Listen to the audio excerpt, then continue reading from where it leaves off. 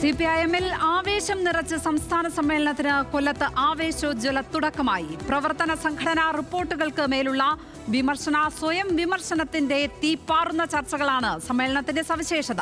ഇത്തവണ MV ഗോവിന്ദൻ അവതരിപ്പിച്ച റിപ്പോർട്ടിലെ വിവരങ്ങൾ ന്യൂസ് മലയാളത്തിന് കിട്ടി. സംഘടനാ റിപ്പോർട്ടിലെ ഏറ്റവും നിർണായകമായ വിവരങ്ങൾ ഇവയാണ്.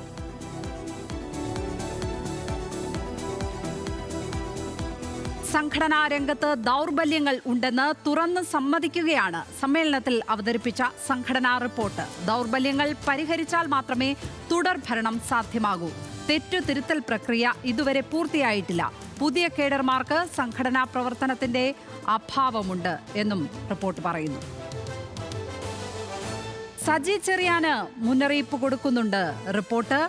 സംഘടനാ റിപ്പോർട്ടിൽ സജി ചെറിയാൻ ശക്തമായ താക്കീതാണ് കൊടുക്കുന്നത്. പ്രസംഗിക്കുമ്പോൾ സൂക്ഷ്മത പുലർത്തണം എന്ന് പറയുന്നുണ്ട്. അല്ലെങ്കിൽ വിവാദങ്ങൾ ഉണ്ടാകും എന്നാണ് മുന്നറിയിപ്പുള്ളത്.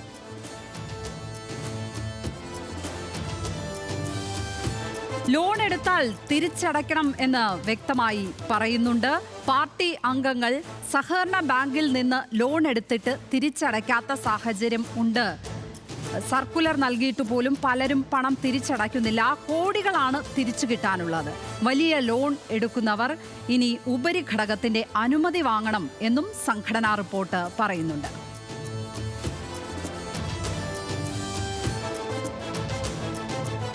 ഇനി നമുക്ക് MV ഗോവിന്ദൻ അവതരിപ്പിച്ച പ്രവർത്തന റിപ്പോർട്ടിലെ ചില പരാമർശങ്ങൾ കൂടി പരിശോധിക്കാം.